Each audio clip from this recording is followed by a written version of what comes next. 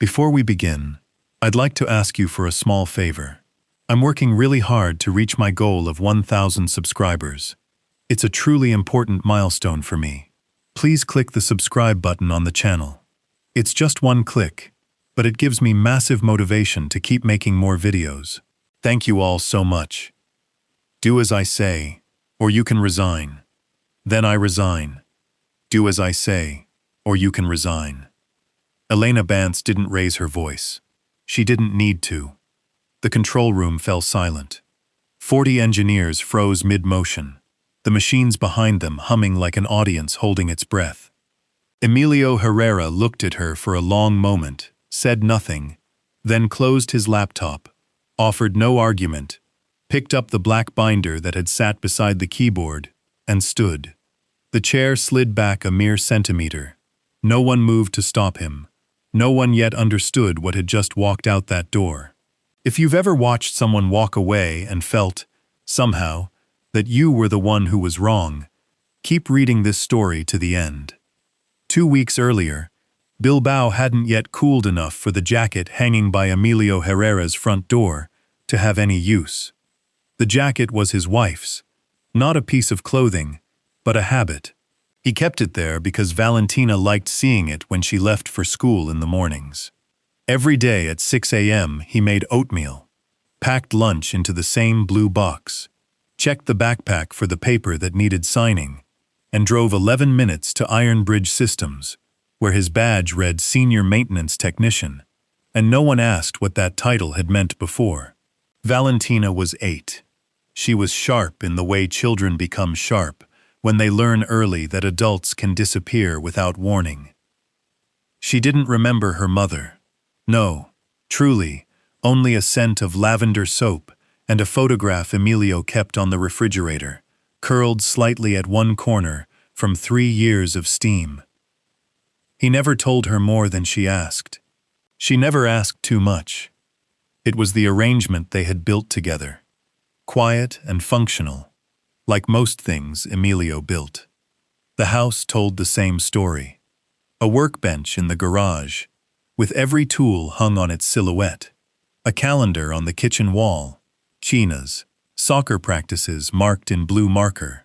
Nothing else had taught him the hard way that a life could be sustained on very little if a person was willing to do the same small things at the same small hours, every day, without asking if it was enough. At Iron Bridge, the arrangement was different. Elena Bance had inherited the company 9 months ago, after her father, Walter Bance, collapsed at his desk one Tuesday afternoon and never woke up. She had spent those 9 months in rooms full of men who had known her father longer than they had known her, nodding to things she was supposed to already understand, learning to read a balance sheet the way other people learn a second language. At night, entirely alone, Sterling Reddledons wanted to acquire Iron Bridge's Control Systems division, and the acquisition came with a deadline: complete migration of the plant's security architecture in 10 days, verified and signed off before the buyer's technical team arrived for inspection. The number 10 had followed Elena through 3 consecutive nights of sleep that never quite arrived. 2 board members had already gently suggested, in the careful language people use when they mean something less gentle, that perhaps the company needed someone with more experience, guiding it through a transaction of that size. Elena had smiled through both conversations, and then gone home, and sat in the car in the garage for 11 minutes, before going inside, not crying, just sitting, letting the engine cool with its usual tick. She had grown up watching her father run this company on equal parts instinct and stubbornness, and had mistakenly assumed some version of that instinct would simply arrive once the title did. It hadn't yet. She was beginning to suspect it worked differently. Bernardo Cruz, the company's chief operating officer, had built the calendar himself. He presented it to Elena in a boardroom overlooking the river, tapping a laser pointer against slides that promised efficiency, growth, a future Iron Bridge could not otherwise afford. He had known her father for 22 years. He said her name the way people say the names of children they used to care for, familiarly, and with a slight condescension. And Elena let him, because it was easier than fighting a tone no one else in the room seemed to notice. What he didn't put on any slide was the clause in his own contract, the one that triggered a payout and a seat on Sterling's executive council, effective the day the deal closed on time. He had negotiated it 8 months earlier, in silence, through a lawyer who did not share office space with Ironbridge's legal counsel. Emilio had read the migration plan twice before saying anything. Then he walked into Bernardo's office unannounced and told him without warmth that 10 days was not enough time to test a safety interlock system that controlled the pressure valves for the entire East Wing. Bernardo told him the schedule was not open for discussion. Emilio said it would be, one way or another, and left before the conversation could become something neither of them could come back from. That was the first time Elena had really looked at him. Not the technician's uniform, not the badge askew in his shirt pocket, but the man beneath it all, standing in a doorway, refusing to be moved by a title that dwarfed him by 3 levels. She didn't yet know what that refusal was going to cost them both. She asked Bernardo about him, softly, in the elevator. Bernardo waved a hand.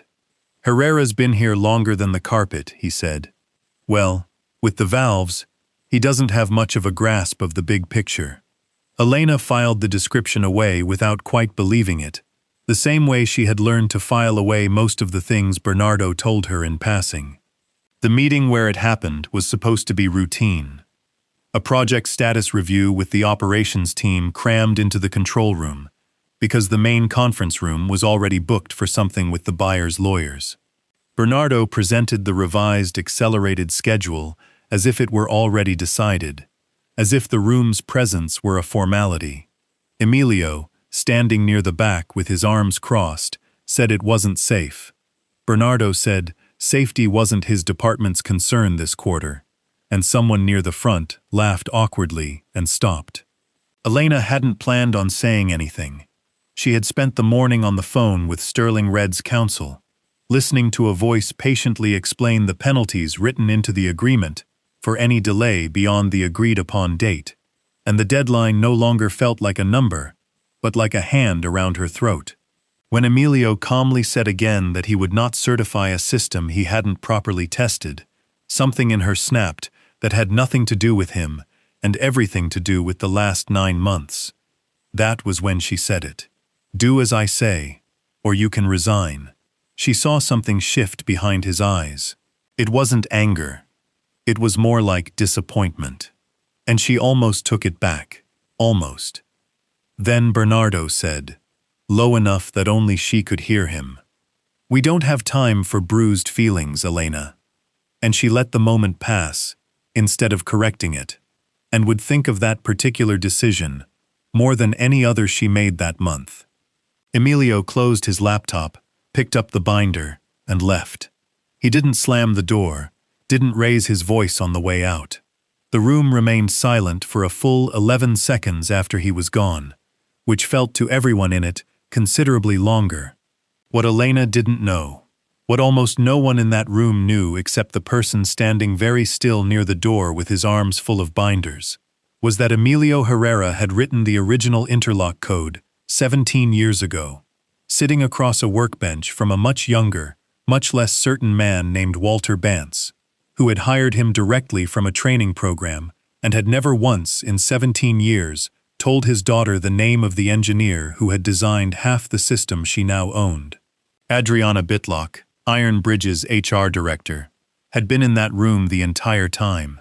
She watched Emilio's jaw tighten at the sound of Walter's name in her own mouth, an accident of frustration more than a confession.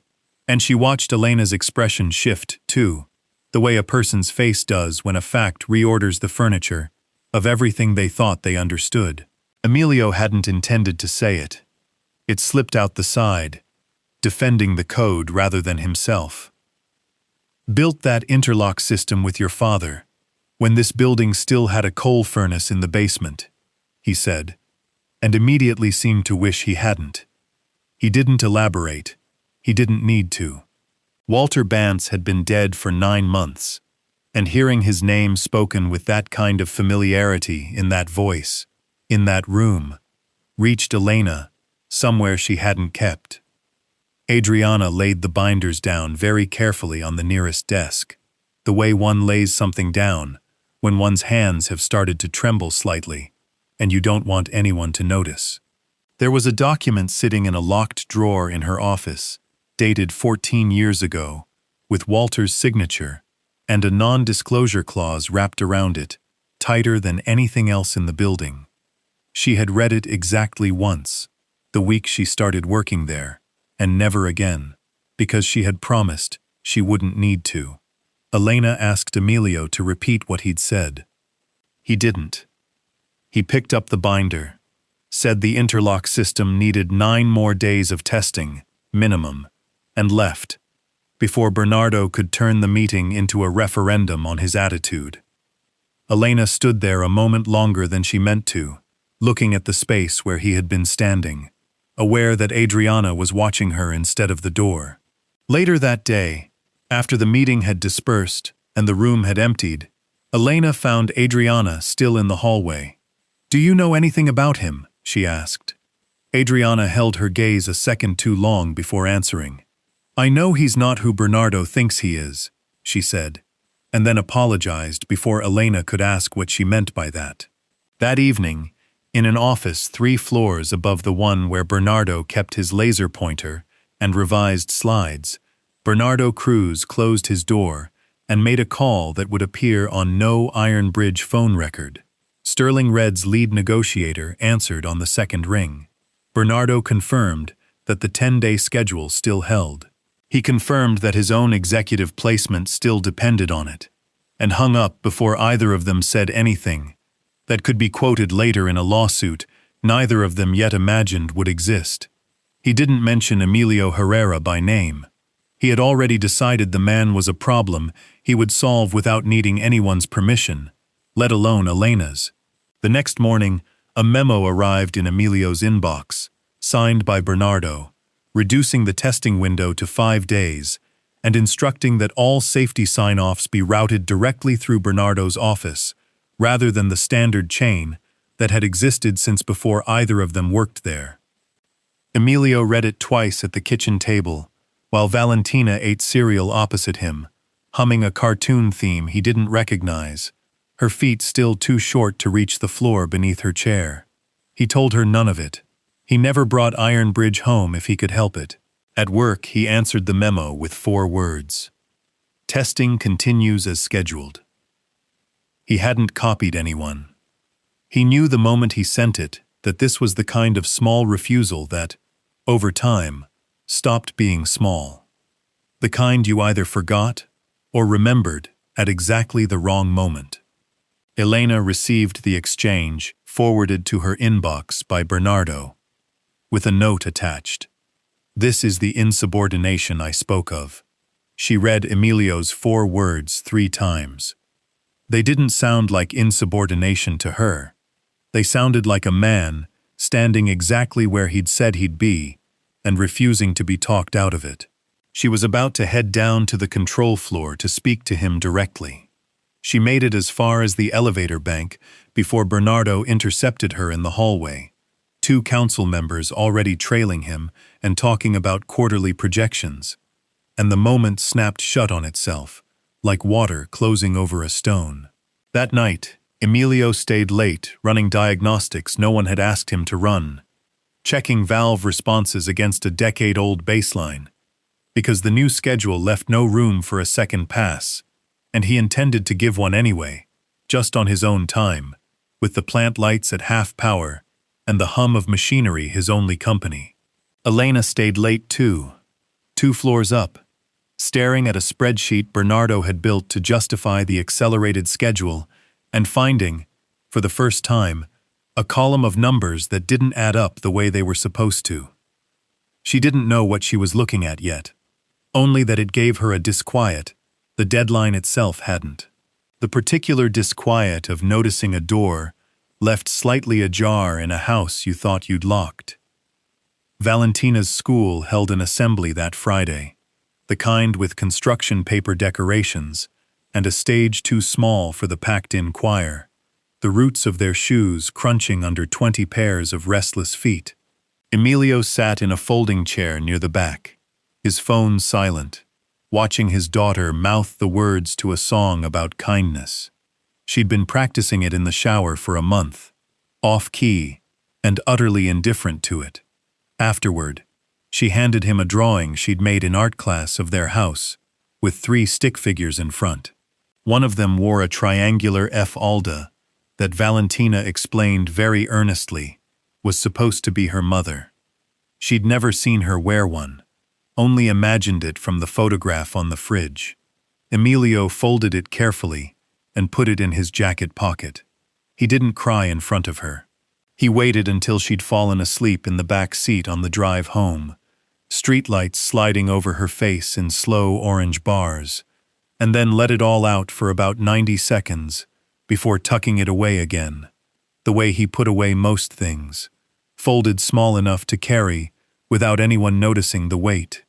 Back at Iron Bridge, Elena had quietly asked one of the after-hours financial analysts to pull the full sterling contract package, not just the summary Bernardo had circulated to the council.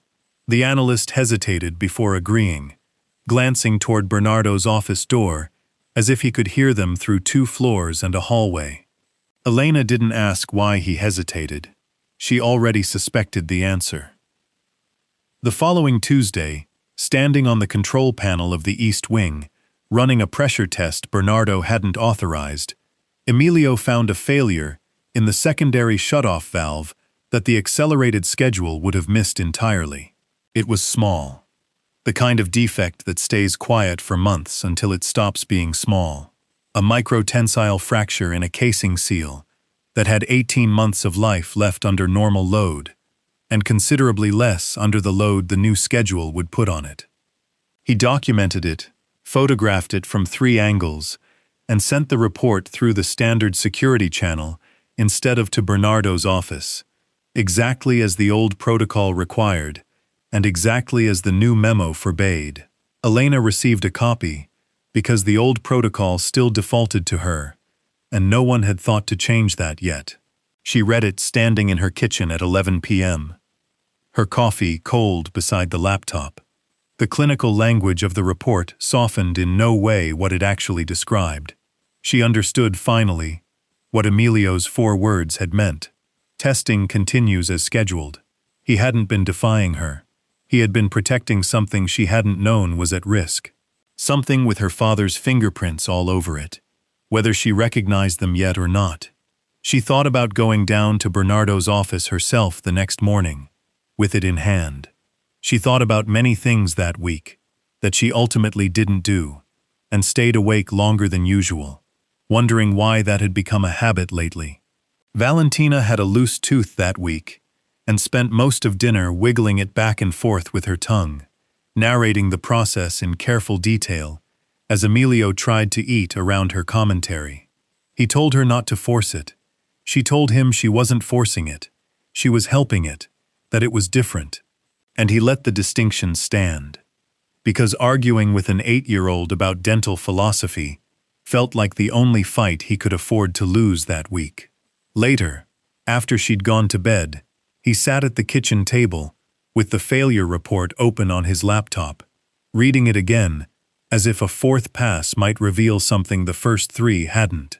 And he found nothing new, only the same tiny crack in the same seal, patient and indifferent to the noise it was about to cause.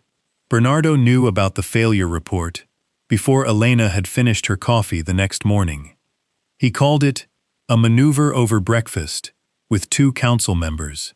He told them Emilio Herrera was manufacturing delays out of some grievance no one could name, painting the picture of a disgruntled technician settling old scores at the company's expense. By the time Elena arrived at the office, the narrative had already taken a shape she hadn't chosen and couldn't easily undo. She took Emilio into a private meeting that afternoon, the 2 of them alone, for the first time since the control room. The door closed against a plant floor full of people, pretending not to watch through the glass. She asked him directly if the failure was real. He said yes. She asked if it could wait 9 more days. He said no, not with certainty, not with the load the new schedule would put on it. She asked why he hadn't just done what she'd told him to, why he'd chosen the memo she'd hated writing over the order she'd actually given. He looked at her for a long moment before answering, the kind of look that made her feel briefly like the only other person in the building. Because you would have had to live with what happened if it hadn't, he said. And I don't think either of us would have forgiven that. Nothing about the sentence was warm. It wasn't meant to be. But it stayed with her longer than anything Bernardo had said in 9 months of council meetings. Longer than any spreadsheet or slide deck, or promise about the future that Sterling Red was supposed to buy them. And she left that conversation without having decided anything, which felt at the time like its own kind of decision. Bernardo moved faster than either of them expected. By Thursday, a written notice of infraction rested on Elena's desk, alleging Emilio had deliberately a shipment check the week before, costing the company an amount large enough to trigger an automatic termination review under company policy. Elena read it twice. The precise numbers, the exact dates, all arranged to look unimpeachable. Built by someone who understood exactly how much scrutiny a document needed to survive, and had given it exactly that much, and no more. She almost caught it. Almost noticed that the delay in question had occurred on a day Emilio was documented by his security report's own timestamp, running the very diagnostics Bernardo had originally requested before he'd changed the schedule. But the council meeting was in 20 minutes, and Bernardo was already at his office door, telling her that the vote on Sterling Red hinged on showing the buyer's team that Iron Bridge could enforce its own standards, that to hesitate now would read as weakness to people already nervous about the deal. She signed the dismissal that afternoon, the pen moving faster than her better judgment, and didn't allow herself to think about it as she did, the way a person avoids looking directly at something too bright. The news traveled through the building before Emilio's supervisor called him upstairs. By the time he reached the office, half the floor already knew, watching him from behind monitors they pretended to work at, conversations dying in his wake. He listened to the explanation without interruption. He picked up the folder he'd been carrying all week, the one with Valentina's drawing still tucked inside, and walked out the same doors he'd left 2 weeks before. Except this time no one expected him to return, and the silence that followed him was heavier than the first. Elena watched from the glassed-in office above, the same view Bernardo was so fond of, and said nothing to stop him. She told herself it was out of her hands now, that the process had simply run its course the way processes are supposed to. She didn't quite believe it, and stayed at the window longer than the moment required, staring out at the parking lot, until his truck pulled out and disappeared through the gate. Adriana had walked into Iron Bridge 14 years before, as a junior personnel coordinator, hired by Walter Bantz himself, in an interview that had lasted 11 minutes, and consisted mostly of him asking if she could keep a secret without needing to know why. She'd said yes, mostly because she needed the job, and had spent the next 14 years discovering that Walter had meant it literally, that the folder he'd handed her that first month was meant to stay in a drawer indefinitely, unopened, unmentioned, a small closed weight she'd carried through every promotion and reorganization the company had undergone without him.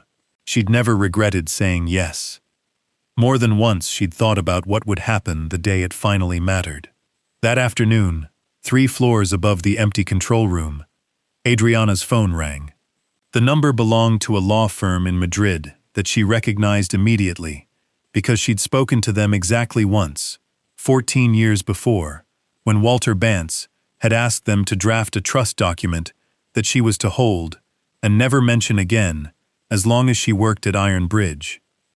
The attorney on the phone explained carefully that the due diligence process for Iron Bridge's merger required full disclosure of any shareholder holding more than 10% of the company's equity, and that this notification requirement had just been triggered by Sterling, Ray's own legal team, reviewing corporate records no one at Iron Bridge had thought to check first.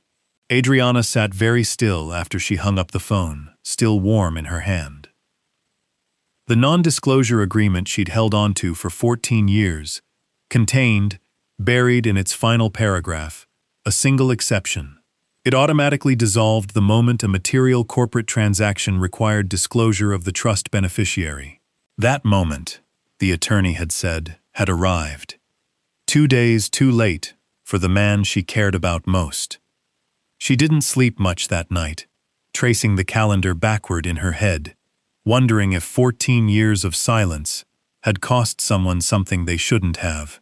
In the morning, she asked Elena for 15 minutes, closed the office door behind her, and placed on the desk a folder that had been in a locked drawer since before Elena had finished college.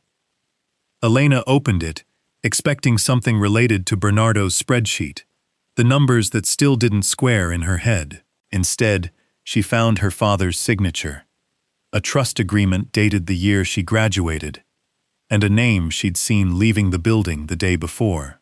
Emilio Herrera owns 12% of Iron Bridge Systems, Adriana said, her voice steady with visible effort. Your father set it up that way himself, 14 years ago. He never told anyone, Emilio included, until the trust matured on its own schedule. It matured last spring. No one was supposed to know until then. Elena read the document twice, the way she seemed to read everything important lately, as if a second reading could smooth over what the first had already done, couldn't it? Her father had entrusted this man with a piece of the company he'd built from a machine shop in the north, when the entire operation fit into a building a quarter this size. Her father had never told her, and she'd signed his dismissal less than 24 hours before, for a report she hadn't given herself time to properly review. Why didn't he tell me himself that day in the control room when I mentioned Walter's name? She asked Adriana. Adriana shook her head slowly. He wasn't protecting shares, she said. I don't think he was even thinking about them. I honestly think he was protecting the interlock system. It's the only thing he ever raised his voice about in 17 years. And he didn't even raise it all the way. Elena sat with that for a long moment, hands flat on the desk to keep them from shaking. Then she asked where he lived, and Adriana told her. And neither of them said anything else about it, because there was nothing left to say that the folder hadn't said better. Bernardo was informed within the hour that the shareholder disclosure had arrived. He understood immediately what it meant for the vote he needed to pass before anyone could organize opposition. He moved the extraordinary board session up 2 days, citing the buyer's own impatience as justification, and made sure the agenda item covering shareholder consent for material transactions was worded vaguely enough that most of the board wouldn't think to ask who, exactly, still held a stake large enough to matter. Elena drove to the address Adriana had given her that same afternoon. A modest house on a quiet street with a jacket hanging visible through a window next to the front door. The porch light already on, though the sun hadn't quite set.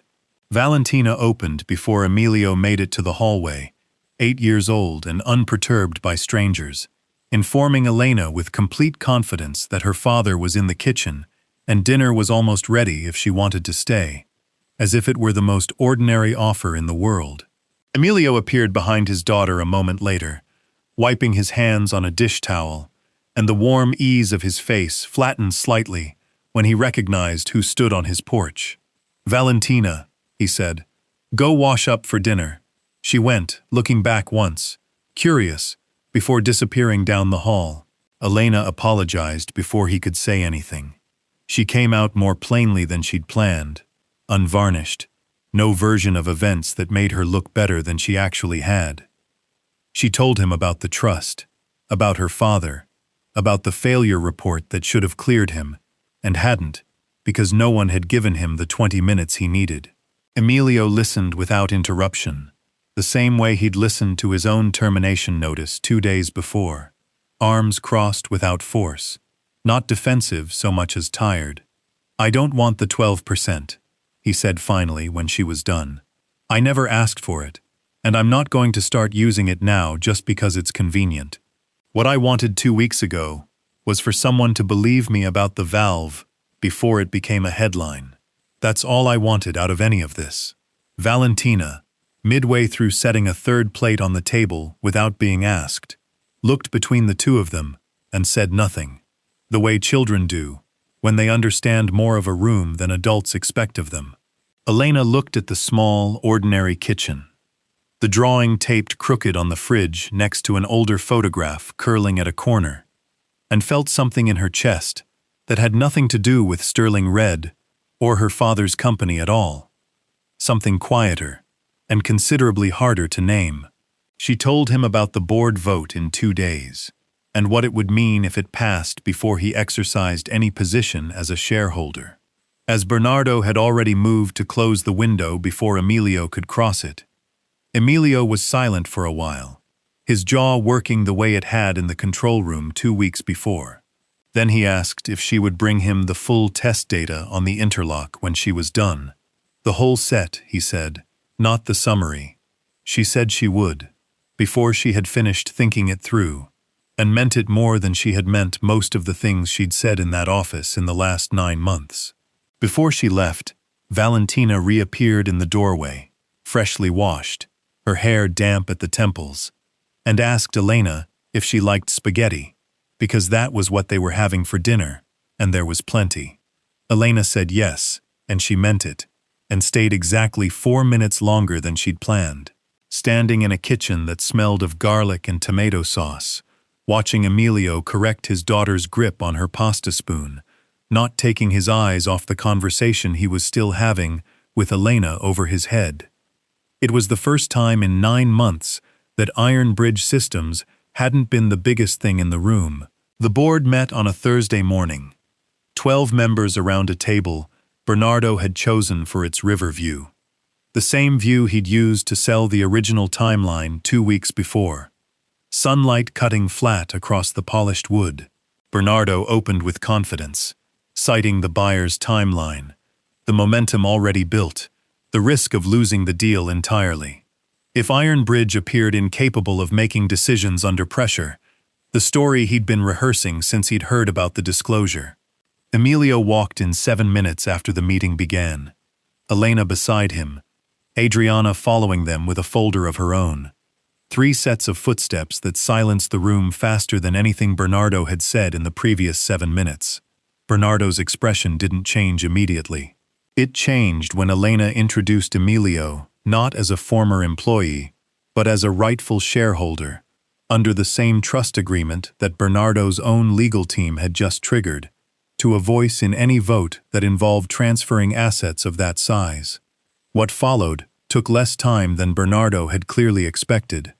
Emilio presented the failure report, the time-stamped diagnosis, the termination notice, built on numbers that didn't match his own documented location that day, placing each document on the table in an order that made it impossible to overlook the contradiction. Adriana confirmed the authenticity of the trust and the date it had matured, her voice steady now in a way it hadn't been the night before.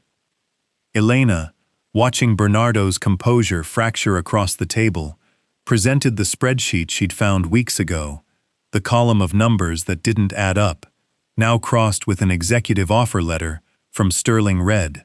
Adriana had found buried in the same discovery documents that had unearthed the trust, a letter with Bernardo's name on it and a start date contingent on the deal closing, written in language no one could later claim was ambiguous.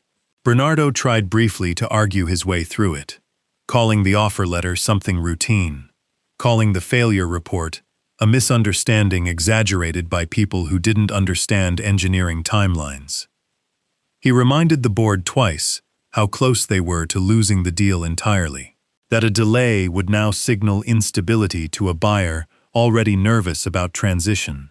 that none of it would matter in 6 months if Sterling Reed walked, because Iron Bridge couldn't manage a boardroom disagreement without falling apart. For a moment, watching two of the younger board members exchange glances, he seemed to think it might still work. It didn't. No one at the table believed him by the time he finished the sentence. And one of the older board members, a woman who had served alongside Walter Bantz for more than a decade and remembered exactly what kind of company he'd intended to build, asked him directly if he intended to keep talking or let the room vote. The board voted 9-3 to suspend him pending a full review, and 2 security guards escorted him out the same doors Emilio had passed through twice already. At the door, he turned long enough to tell Elena she would regret choosing a maintenance technician over the deal that would have saved the company's future. His voice carrying down the hall after the door had already begun to close. No one answered him. The door swung shut of its own weight, and the room exhaled at once, the way a room does after it's held something for too long. The weeks that followed moved more slowly than the previous 2, in the particular way recovery always does, after a crisis is resolved and the adrenaline has nowhere to go. Bernardo's severance and exit were handled through quiet, definitive legal channels, with no headline attached to either. The kind of ending that mattered enormously to the people inside it, and barely registered anywhere else. The deal with Sterling Red was renegotiated with a longer, more secure timeline. The interlocking system, thoroughly tested this time, was certified without a single shortcut, precisely as Emilio had said from the beginning it needed to be done. Elena offered him his old job back within a week. Not the one he'd left, but a new one. Director of Systems Integrity, with a salary and an office that matched what he'd actually been doing under a smaller title for longer than anyone at Iron Bridge had understood or bothered to ask. He accepted, on the condition that picking up Valentina from school remained non-negotiable. 3:15, every day, no exceptions for board meetings or buyer visits or whatever else the job might eventually demand of him. Elena agreed without needing to think about it, and she meant it too. She stood in front of the entire staff 2 days later and said plainly that she had been wrong, that the failure report was real, that the man she'd told to do as she said, or quit, had been the only person in that room actually protecting the company from a mistake that could have cost far more than a deadline. Emilio was near the back, arms crossed in the same way they had been the day all this began, and he said nothing, though something in his face had changed since then, something less tight than before, something more akin to the way he looked at Valentina at the kitchen table on ordinary mornings.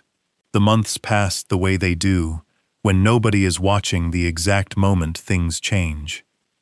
Emilio and Elena found themselves in the same rooms, often technical reviews, occasionally a lunch neither had planned that stretched longer than either had expected, conversations that strayed from valves and schedules into territories neither named aloud. Valentina started asking casually if Elena would be at dinner on Fridays, and Emilio stopped correcting her when she did. He stopped pretending the question needed correcting at all. Adriana observed it from her office down the hall, satisfied in a way that had nothing to do with corporate compliance. Didn't tell anyone about it the way she'd kept silent about things for 14 years already, and had gotten quite good at it. Valentina lost her tooth finally on a Wednesday during a piece of toast, and insisted on showing it to Elena the next time she swung by, holding it between 2 fingers, with the particular pride children reserve for small, violent achievements. Elena admired it appropriately, with gravity, the way the moment seemed to require, and Emilio watched the 2 of them from the other side of the kitchen, with an expression he didn't bother to smooth into anything more careful than it really was. Nobody made an announcement. There was no moment either of them could point to and call the beginning. It simply accumulated the way trust does when it isn't rushed. One small, ordinary afternoon at a time. One dinner, and then another. One Friday that became most Fridays, until the accumulation was simply the shape of their lives, and neither of them could remember exactly when it had started to be that way. On a late October afternoon, the two of them stood before the building's window in what had been Bernardo's office, the city turning gold, then gray, as the sun set behind the bridges. The company had taken its name from the river that caught the last light in long orange streaks before them. Elena didn't mention the 12%, or the trust, or her father, and if he would have liked this view. But perhaps she thought he wouldn't have liked it as much as the two people standing before it now. Neither of them had looked for it. Neither of them had seen it coming.